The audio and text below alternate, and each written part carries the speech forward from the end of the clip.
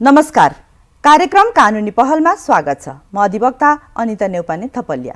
दर्शकवृन्द, कार्यक्रम कानुनी पहलमा हामी कानुनका विषयवस्तुमा केन्द्रित रहेर कानुनसँग सम्बन्धित संवैधानिक व्यवस्था, कानुनी व्यवस्था, नीति नियमहरू, कार्यान्वयनको अवस्था र गर्नुपर्ने पहलको सम्बन्धमा छलफल गर्दछौँ।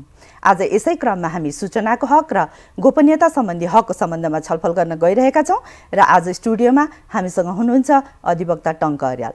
टङ्क अर्याल एक कानुन व्यवसायी तथा सामाजिक अभियन्ता हुनुहुन्छ। स्वागत गरौँ उहाँलाई। स्वागत छ टङ्क सर। धन्यवाद। सन्चै हुनुहुन्छ? एकदम ठिक छु। हजुर, अहिले अब नेपालमा हैन यो जुन सूचनाको हक र व्यक्तिगत गोपनीयताको हक हैन दुईटै हकहरू चाहिँ एकदमै धेरै अहिले चर्चामा रहेको विषयवस्तु पनि छ र यहाँ चाहिँ एउटा सूचनाको हकको एउटा अभियन्ता पनि हुनुहुन्छ। यहाँले अभियानहरू चलाइराख्नु भएको छ। अवस्था कस्तो पाउनुहुन्छ?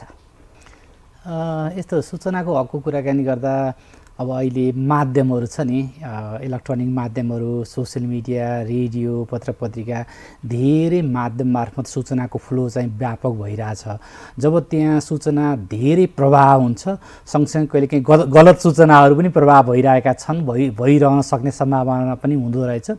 त्यो पाटोबाट हेर्दा अहिले जुन प्रविधिले नागरिकको हातमा सूचना प्रवाहका माध्यमहरू पुर्याएको अवस्थामा चाहिँ सूचनाको प्रवाह चाहिँ व्यापक नै छ। तर एउटा ध्यान दिनुपर्ने कुरा के भने राज्य संयन्त्र जसले राज्यको काम गराएको पारदर्शिता, जवाबदेहिता, जुन हामी एकाउन्टेबिलिटी भन्छौँ, त्यसमा केन्द्रित रहेर राज्यले सुसूचित गर्नुपर्ने, प्रवाह गर्नुपर्ने सूचनाहरू चाहिँ अझै पनि पर्याप्त मात्रामा चाहिँ प्रवाह भएका छैनन्। तर नागरिकको तहमा प्रवाह हुने सूचनाहरू चाहिँ धेरै नै भएको चाहिँ देखिन्छ। हजुर, अब हामीले गोपनीयताको हकको पनि कुरा गर्न गइरहेका छौँ आज हैन। अब गोपनीयताको हक भन्नाले चाहिँ कस्तो हकहरूलाई चाहिँ बुझाउँछ? हाम्रो पब्लिकले बुझ्ने हिसाबले चाहिँ यहाँले भनिदिनुहुन्छ कि? यसमा दुईवटा कुरा। अब हामी दुईवटा एकदमै छुट्टा छुट्टै विषयवस्तु जस्तो एकातर्फ सूचनाको हक, अर्कोतर्फ गोपनीयताको हकको कुराकानी गर्छौँ। यसो पहिलो हेराइमा चाहिँ यी दुईवटा अधिकारहरू एकअर्कामा बाजिन्छन्, एकअर्कासँग विरोधाभास हुन्छन् कि जस्तो पनि ठानिन्छ। सूचनाको हक, गोपनीयताको हक। सूचनाको हकले सूचना दिने कुरा गर्छ, गोपनीयताको हकले चाहिँ सूचना नदिने, गोप्य राख्ने कुराकानी गर्छ। तर यसो भन्दै गर्दा चाहिँ अवस्था त्यो चाहिँ होइन। त्यही नभएकै कारणले अहिले हाम्रो संविधान हेर्नुहुन्छ भने संविधानको धारा 27मा सूचनाको हकलाई मौलिक हकको हिसाबले व्यवस्था गरेको छ। लगत्तै धारा 28मा गएर चाहिँ गोपनीयताको हकलाई पनि मौलिक हकको हिसाबले व्यवस्था गरिएको छ। अब यहाँनिर हामीले बुझ्नुपर्ने कुरा के हो भने दुईटै अधिकार, सूचनाको अधिकार पनि गोपनीयताको अधिकार पनि निरपेक्ष अधिकार होइनन्। यी दुईटै अधिकारमा निश्चित सीमा र बन्देजहरू हुन सक्छन्। त्यस्ता सीमा र बन्देजहरू चाहिँ कानुन बनाएर निश्चित प्रक्रिया पुरा गरेर ती बन्देज र सीमाहरू चाहिँ लगाउनु पर्ने हुन्छ।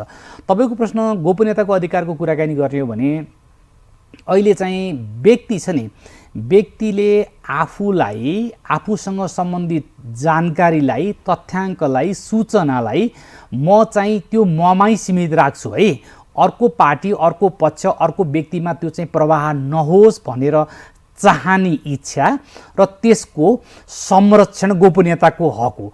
हामी पहिला जुन अलिकति फिलोसफिकल पार्टमा हेर्ने हो भने लेट टु बी अलोन भनेर भनिन्छ कि एक्लै रहन देऊ भन्ने सिद्धान्तमा आधारित रहेर यो चाहिँ गोपनीयताको हकको विकास भएको। अब अहिले परिवर्तित सन्दर्भमा अघि हामी कुरा पनि गऱ्यौँ, अहिले जुन इन्टरनेटको युग छ, मान्छेले प्रयोग गर्ने विभिन्न माध्यमहरू छन्, त्यसबाट प्रवाह हुने सूचनाहरू छ, मान्छेसँग सम्बन्धित तथ्याङ्कहरू अब एउटा प्राइभेट कम्पनीसँग पनि छन्।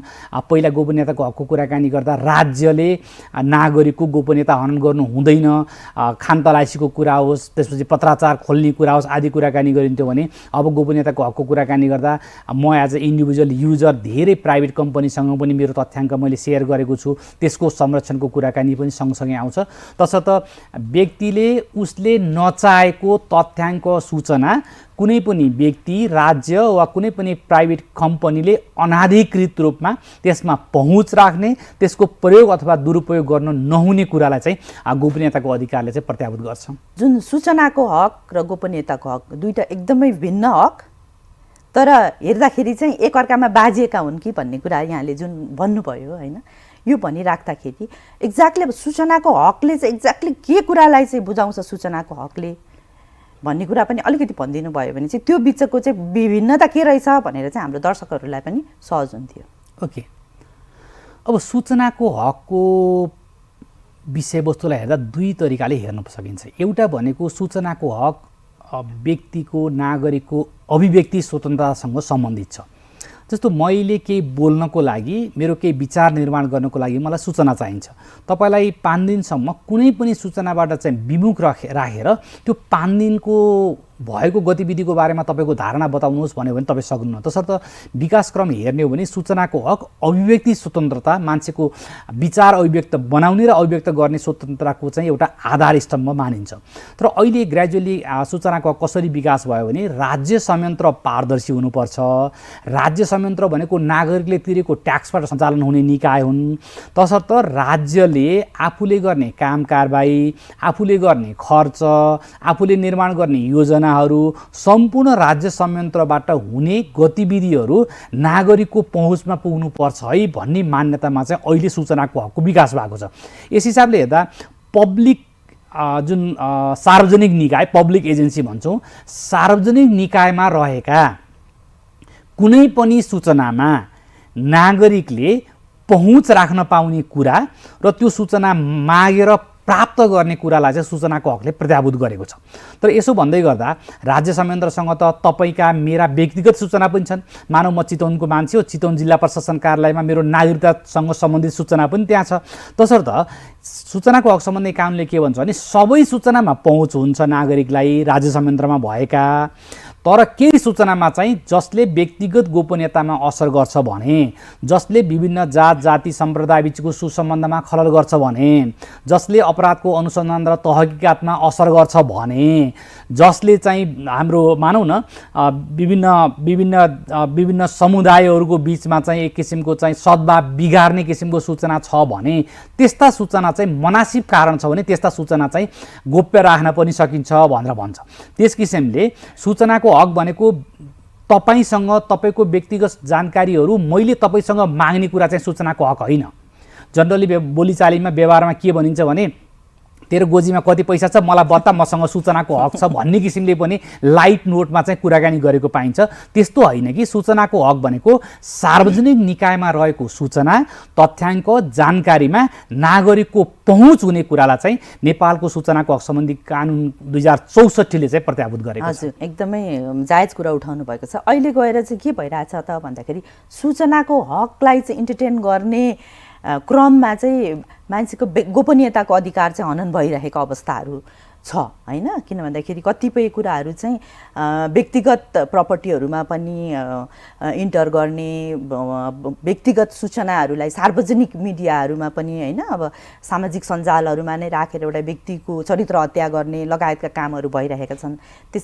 र यसको सम्बन्धमा चाहिँ के छ, यहाँले कसरी हेर्नु भएछ त्यसलाई चाहिँ? यस्तो छ, हामीले सूचनाको हक र गोपनीयताको हकलाई विशुद्ध टुक्र्याएरै हेर्नुपर्छ। अहिले तपाईँले उठाएको कुरा चाहिँ सूचनाको हक भन्दा पनि गोपनीयताको हकसँग सम्बन्धित विषयवस्तु। मैले अघि भने व्यक्ति अहिले हाम्रो गोपनीयताको हक सम्बन्धी अहिले हामीसँग छुट्टै छ। हामी कहाँ वैयक्तिक गोपनीयता हक सम्बन्धी 2075 भनेर चाहिँ छुट्टै कानुन छ। संविधानको धारा 28मा गरेको व्यवस्थालाई कार्यान्वयन गर्नको चाहिँ लिएर आएको कानुन हो। त्यसमा लगभग 9 प्रकारका विभिन्न गोपनीयताहरू चाहिँ व्यक्तिको संरक्षण हुनुपर्छ भनेर भन्छ। अब अहिले अलिकति व्यापक दुरुपयोगको सूचनालाई मात्रै ध्यान राखौँ। जस्तो इलेक्ट्रोनिक माध्यममा भएको सूचनाको संरक्षण, त्यसको गोपनीयताको कुराकानी गर्छ। कहिलेकाहीँ व्यक्तिगत तपाईँ र मेरो बिचमा इन्डिभिजुअल लेभलमा तपाईँ र मेरो बिचमा भएको कम्युनिकेसन छ भन्यो भने त्यो कम्युनिकेसनलाई पनि सार्वजनिक गरिदिने कुराहरू आइरहेको छ। कतिपय लेभलमा उदाहरणको लागि म कुनै एउटा हामी सबैले भोगेको कुरा छ, हामी काठमाडौँमा भएका कुनै पनि यो सुपर स्टोर मार्टतिर गयो भने तपाईँ मेम्बरसिपको हिसाबले तपाईँको मोबाइल नम्बर कति हो भनेर सोधिरहेको हुन्छ। तपाईँ हस्पिटलमा जानुभयो भने तपाईँको नाम के हो भन्दैन, तपाईँ पहिला हस्पिटलमा आउनु भएको छ भने तपाईँको मोबाइल नम्बर कति हो भनेर भन्छ। तपाईँको ब्याङ्कले तपाईँलाई चिन्दैन, तपाईँको मोबाइल नम्बरलाई चिन्छ। भनेको त अहिले व्यक्तिको पहिचान उसको मोबाइल नम्बर र उसँग रिलेटेड डेटासँग सम्बन्धित भइरहेछ। त्यो पाटोमा चाहिँ त्यसको दुरुपयोग पनि व्यापक बढिरहेको अवस्था छ। त्यस किसिमले हामीले व्यक्ति र उसले गरेका कर्महरू कतिपय अवस्थामा मोरालिटीको कसीमा हेर्छौँ, हामीले कतिपय अवस्थामा लिगल र इलिगलको कसीमा हेर्छौँ। कहिलेकाहीँ मान्छेलाई केही कुरा मलाई राम्रो लाग्न सक्छ, हजुरलाई नराम्रो लाग्न सक्छ, मैले गरेको कुरा तपाईँलाई चित्त नबुझ्न सक्छ। त्यसो भन्दै गर्दा चाहिँ यदि कानुनले मैले गरेको काम, मेरा तथ्याङ्क, मेरा जानकारी, मेरा कर्महरू मसँग सुरक्षित राख्ने अधिकार छ भने तपाईँले अनाधिकृतमा अथवा कुनै पनि हिसाबले तपाईँको पहुँचमा पुग्यो भने तपाईँले सार्वजनिक गर्न पाउनुहुन्न। मानौँ मलाई कुनै यस्तो फोटो खिच्न मन लाग्यो मेरै आफ्नो शरीरको, मैले फोटो खिचेर मेरो मोबाइलमा छ, कुनै कारणले तपाईँले त्यो मोबाइलको फोटोमा एक्सेस गर्नुभयो भने तपाईँले यसले त यस्तो फोटो खिचेको रहेछ भनेर सार्वजनिक सामाजिक सञ्जाल अथवा सार्वजनिक गर्न मिल्दैन। भनेको मतलब व्यक्तिको वैयक्तिक गोपनीयतासँग सम्बन्धित जुन हामी कहाँ धेरै लिस्टहरू दिएको छ, उसको जात, जाति, धर्म, शैक्षिक अवस्था, स्वास्थ्य, त्यो लगायत उसको चाहिँ लैङ्गिकता, यौनिकतासँग रिलेटेड कुराहरू पनि वैयक्तिक गोपनीयता कुरासँग सम्बन्धित छ। हेल्थ रिलेटेड सूचनाहरू पनि। तर त्यो सूचना चाहिँ तपाईँले पहिलो कुरो पाउन सक्नुहुन्न मागेर पनि। कुनै कारणले तपाईँको पहुँचमा पुग्यो भने पनि मेरो पहुँचमा छ त म कहाँ पुग्यो भने म अर्कालाई पनि दिन्छु भनेर तपाईँले सार्वजनिक गर्न पनि पाउनुहुन्न। त्यो चाहिँ गोपनीयताको अधिकारले व्यक्तिलाई संरक्षण गरेको अवस्था हो। तसर्थ सूचनाको हक, जान्न पाउने कुरा, थाहा पाउनु पाउने कुरा, जुन चाहिँ राज्य संयन्त्रसँग रहेको सूचना, नागरिकले तिरेको ट्याक्स र त्यसबाट राज्यले गर्ने खर्च, योजना, तर्जुमा, प्रक्रियाको कुरा र गोपनीयताको कुराकानी गर्दा चाहिँ व्यक्तिगत तौरमा व्यक्तिसँग सम्बन्धित सूचनाहरू र उसको व्यक्तिगत सूचनासँग मैले अघि पनि भने उसको शिक्षा, स्वास्थ्य, त्यसपछि गएर यौनिकता, लैङ्गिकता, उसको स्वास्थ्य अवस्था, मानसिक अवस्था लगायत धेरै कुराहरू, जस्तो नागरिकताको कुरा होस्, पासपोर्टको कुरा होस्, अरू तमाम उसँग जस्तो बायोमेट्रिक डेटा, बायोमेट्रिक डेटा होस्, तपाईँको म्यारिटल स्ट्याटसको कुरा होस्, तपाईँको चाहिँ सम्बन्धको कुरा होस्, ती तमाम कुराहरू चाहिँ वैयक्तिक गोपनीयताको सम्बन्धी कानुनले संरक्षण गरेको छ। तसर्थ त्यसको सार्वजनिक गर्ने, त्यसलाई चाहिँ डिस्क्लोज गर्ने, अनाधिकृत रूपमा प्रसारण गर्ने कुरा पनि कानुन अनुसार दण्डनीय हुन्छ। अब मैले एउटा प्रसङ्ग यहाँ उचाल्न चाहेँ। जस्तो अहिले चाहिँ के भइरहेको छ त भन्दाखेरि सामाजिक सञ्जालहरूमा विभिन्न नेताहरूको, इभन प्राइम मिनिस्टरकै होइन, अथवा पूर्व प्राइम मिनिस्टरहरूको फ्यामिलीलाई पनि जोडेर चाहिँ विभिन्न सामाजिक सञ्जालहरूमा चाहिँ होइन, विभिन्न काण्डहरूमा भनौँ न होइन, यसरी चाहिँ परिवारको सदस्यहरूलाई पनि मुछेर ल्याइरहेको अवस्थाहरू छ र यति पैसा चाहिँ फलानु ब्याङ्कमा छ, यति पैसा चाहिँ फलानु देशमा लगेर राखिएको छ भनेर चाहिँ विभिन्न आरोप प्रत्यारोपहरू भइरहेको अवस्थाहरू छ होइन। र त्यसै गरेर अब अदालतमा चलिरहेको मुद्दाको सम्बन्धमा भनौँ न होइन, कति इन्फर्मेसनहरू जुन चाहिँ एकदमै कन्फिडेन्सियल हुनुपर्ने, एकदम गोपनीय हुनुपर्ने इन्फर्मेसनहरूलाई पनि बाहिर ल्याइरहेको अवस्था छ। र यसले चाहिँ कसरी यसले चाहिँ अब सूचनाको हक इन्टरटेन गरेको हो कि यो चाहिँ गोपनीयताको हकलाई चाहिँ भङ्ग गरिरहेको छ होइन, यसलाई चाहिँ कसरी भन्नुहुन्छ यहाँले? यो दुईटा विषयवस्तु छ। एउटा भनेको सार्वजनिक पद धारण गरेको व्यक्ति, प्रधानमन्त्री, मन्त्री अथवा कुनै पनि सार्वजनिक पद धारण गरेको व्यक्ति र उसको परिवारसँग सम्बन्धित विषयवस्तुलाई उठान गर्ने, त्यसको बारेमा प्रश्न गर्ने, चासो राख्ने, जिज्ञासा राख्ने अथवा शङ्का व्यक्त गर्ने कुराहरू भइरहेको छ। त्यसमा पब्लिक पोजिसन जस्तो प्रधानमन्त्री सँग सम्बन्धित, प्रधानमन्त्री मैले हिजो राति के खाएँ भन्ने चासो हुँदैन, मैले कुन घडी लगाएको छु भन्ने चासो हुँदैन, प्रधानमन्त्री हिजो कहाँ गएर के खाए, प्रधानमन्त्रीले कुन घडी लगाइरहेछन्, प्रधानमन्त्रीको छोरीले कुन ब्याग बोक्छिन् भन्ने कुरा चाहिँ पब्लिक कन्सर्नको विषयवस्तु हुन्छ। किनभने जुन पोजिसनमा बसेको छ मान्छे, त्यो पोजिसनबाट उसले त्यो पोजिसनलाई दुरुपयोग गरेर व्यक्तिगत लाभ पनि लिन सक्छ। तसर्थ प्रधानमन्त्री र प्रधानमन्त्रीको परिवारसँग रिलेटेड कुरामा चाहिँ नागरिकले चासो राख्ने, चासो व्यक्त गर्ने र प्रश्न गर्न चाहिँ पाउँछ। यदि त्यो प्रश्न गराइले उसको मानहानि हुने तहमा पुगेको छ भने, मानव प्रधानमन्त्रीको छोरीको कोसँग सम्बन्ध छ भन्ने कुरा चाहिँ उसको पोजिसनसँग सम्बन्धित कुरा होइन, तर प्रधानमन्त्रीको छोरीले बोक्ने ब्याग कति पैसाको हो र कहाँबाट किनिएको हो र कसरी किनियो भन्ने कुरा चाहिँ कन्सर्नको विषयवस्तु बन्न सक्छ। तसर्थ हामीले हेर्दाखेरि सार्वजनिक पद धारण गर्ने व्यक्तिले चाहिँ नागरिकको आलोचना सहन सक्ने क्षमता राख्नुपर्छ भनेर भनिन्छ,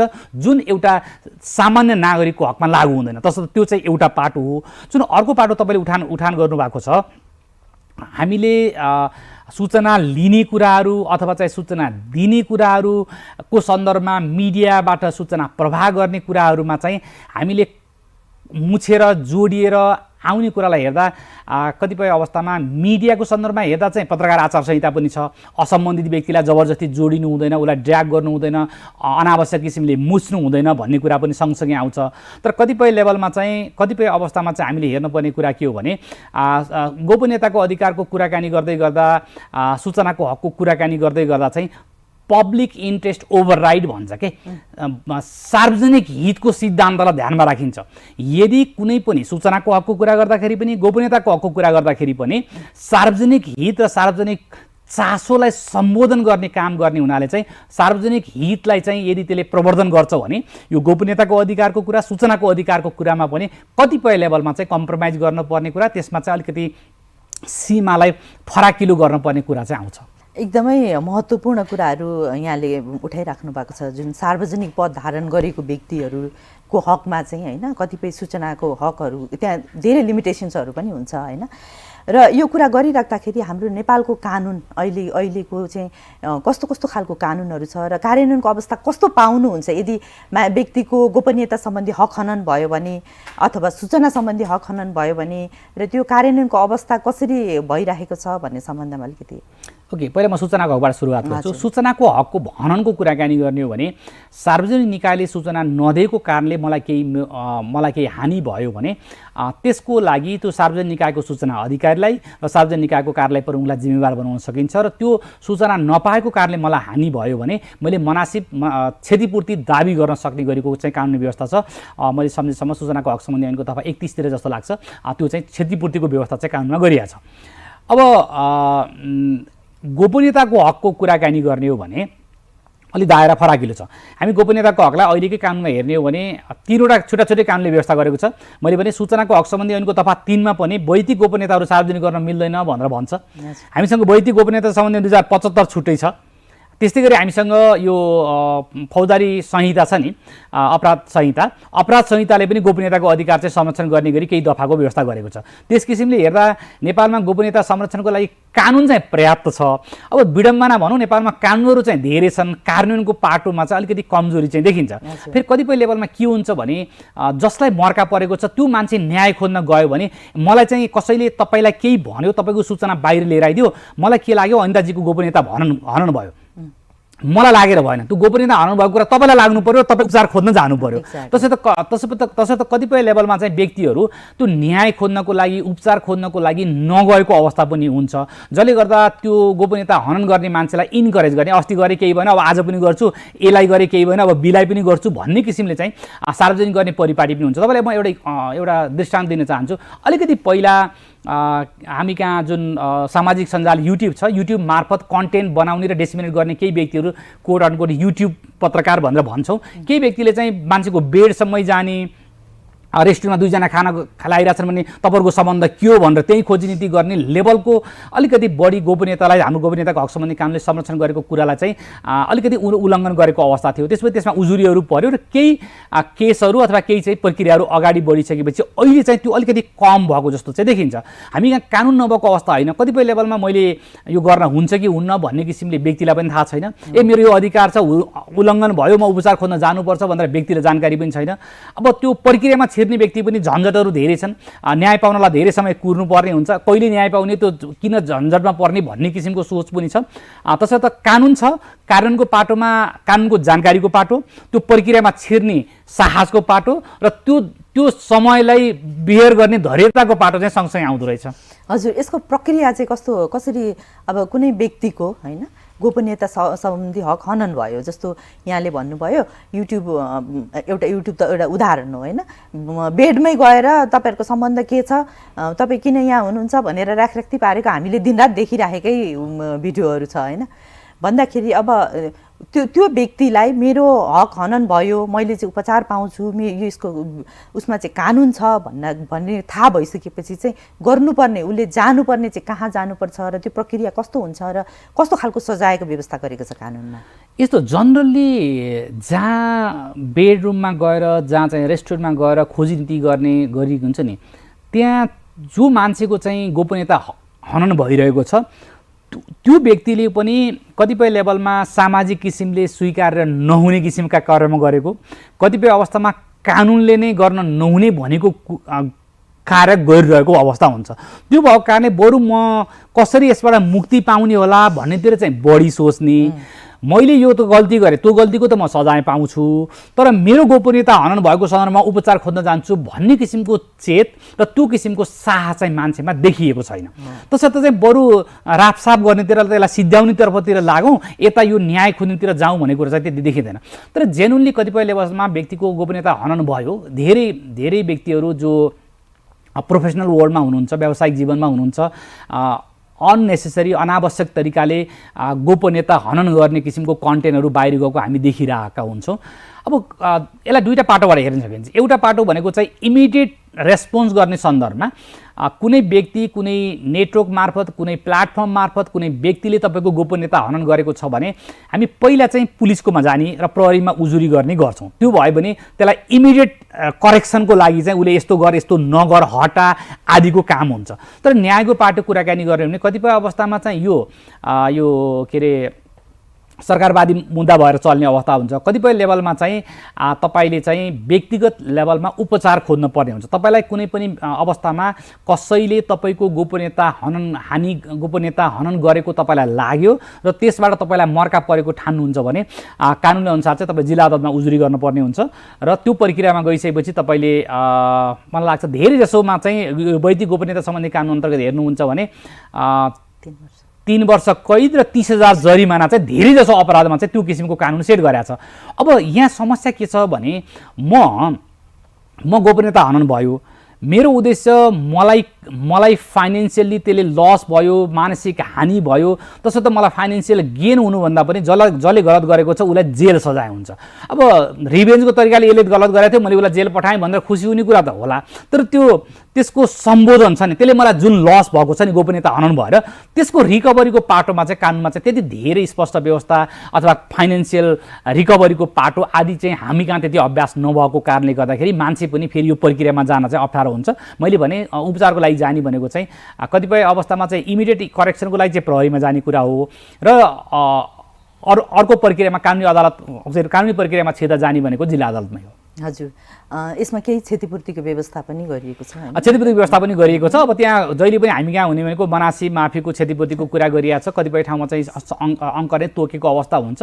अब हाम्रो देशको कुरा भयो एक्ज्याक्टली। अब हाम्रो देशको अवस्था हेर्दाखेरि जो कानुनी प्रक्रिया जति इफोर्ट लाउनु पर्ने हुन्छ त्यो क्षतिपूर्तिको रकम चाहिँ निकै न्यून जस्तो देखिन्छ कि त्यसले गर्दाखेरि मान्छेले त्यति धेरै त्यो प्रक्रियामा छिर्न इच्छा पनि गर्दैनन्। एक्ज्याक्टली। अब हामी एकदम कार्यक्रमको अन्तिम चरणतिर आइसकेका छौँ। अब हामीले यहाँले भन्नुभएको जस्तो एउटा व्यक्तिले मेरो व्यक्तिगत गोपनीयताको हक चाहिँ हनन भइरहेको छ भन्ने कुरा, एक त उसलाई चेतनै छैन, चेतना भयो भने पनि उसलाई त्यहाँसम्म जाने करेज छैन, त्यो वातावरण पनि छैन होइन। र अब एउटा व्यक्तिलाई चाहिँ रेस्पोन्सिबल बनाउन भनौँ न, अब त्यहाँसम्म जानका लागि चाहिँ उसलाई इन्करेज गर्नका लागि अथवा त्यहाँ बस्ने निकायहरूलाई चाहिँ एकाउन्टेबल बनाउनका लागि र यो ऐनको कार्यान्वयन चाहिँ प्रपरली गर्नको लागि चाहिँ कुन निकायबाट कस्तो पहल गर्यो भने चाहिँ यो गर्न सहज हुन्छ होला? अझ यस्तो कतिपय अवस्था कस्तो हुन्छ भने कानुनले मात्रै सबै समस्याको समाधान गर्दैन। मलाई लाग्छ नागरिकको तहमा नै यो गोपनीयताको विषयवस्तु मैले हनन गर्नु हुँदैन भन्ने चेत आवश्यक हुनुपर्छ। त्यो भयो भने पहिलो कुरो त्यो हुन्छ नि, prevention is better than cure भनेर, जुन रोग लागेर उपचार गर्नुभन्दा रोगै लाग्न नदिनु भन्ने जस्तै त्यो गोपनीयता हनन नहुने वातावरण सिर्जना गर्ने हुन्छ नि। पहिलो कुरा मेरो तथ्याङ्कलाई सुरक्षित राख्न मैले पहल गर्ने र जसको पहुँचमा कुनै पनि हिसाबले छ भने पनि उसले मैले यो गर्नु हुँदैन, यो चाहिँ गोपनीयताको विषयवस्तु भनेर उसले सोच्ने भन्यो भने धेरै पहिलो चरणमा नै यो चाहिँ रोकिन्छ। तर सबै मान्छे जेनरस यो किसिमले सोच्ने हुँदैनन्, त्यही भएर त कानुन बनाउनु परेको छ। कानुन बनाउने सन्दर्भमा धेरै ठाउँमा चाहिँ के देखिन्छ भने यस्तो गर्न पाइँदैन र मलाई त थाहा नै थिएन भन्ने पनि देखिन्छ। जस्तो हामी मानवाधिकारको कुराकानी गर्छौँ, गोपनीयताको अधिकार पनि मानवाधिकारको विषयवस्तु हो भने नागरिकको तहमा गोपनीयताको अधिकार के हो, तिमीले के गर्न मिल्छ के गर्न मिल्दैन भनेर नागरिक अझ युवाहरूको तहमा चाहिँ अलिकति जनचेतना सचेतना फैलाउनु पनि आवश्यक छ। नेपाल सरकारका विभिन्न निकायहरू होलान्, गैर सरकारी संस्थाहरू होलान्, बार जस्ता संस्थाहरू होलान्, अथवा कुनै त्यस्ता निकाय जसले चाहिँ नागरिकको तहमा चाहिँ अलिकति सचेतना फैलाउनु पर्ने छ भने तेस्रो चरणमा चाहिँ प्रहरीमा कुनै उजुरी पुग्यो भने त्यसको चाहिँ इमिडिएट रेस्पोन्स गर्ने कुरा र चौथो चाहिँ अदालती प्रक्रियालाई छिटो छरितो गरेर चाहिँ न्याय सम्पादन गर्ने कुरा चाहिँ चरणबद्ध तहमा गरियो भने चाहिँ गोपनीयताको हकको संरक्षण गर्न हामीले योगदान गर्न सक्छौँ जस्तो लाग्छ मलाई। हजुर, हस् त, यहाँको अमूल्य समय र अमूल्य विचारका लागि धन्यवाद। कार्यक्रमको अन्तिम चरणमा आइसकेको छौँ हामी। हस्, थ्याङ्क यू। अब यो सूचनाको हक र गोपनीयताको विषयवस्तु अहिलेको जल्दो बल्दो विषयवस्तु छ, त्यसमा छलफलको लागि बोलाउनु भयो, छलफल गर्ने अवसर दिनुभयो। Thank you very much. दर्शकवृन्द, कार्यक्रमको समय सकिएको छ। आज हामीले गोपनीयताको हक र सूचनाको हकसँग केन्द्रित रहेर कुराकानी गऱ्यौँ र आज स्टुडियोमा हामीसँग हुनुहुन्थ्यो अधिवक्ता टङ्क अर्यालज्यू। अर्को साता अर्को विषयवस्तु लिएर उपस्थित हुने नै छौँ। तबसम्मका लागि बिदा हुन्छु। नमस्कार।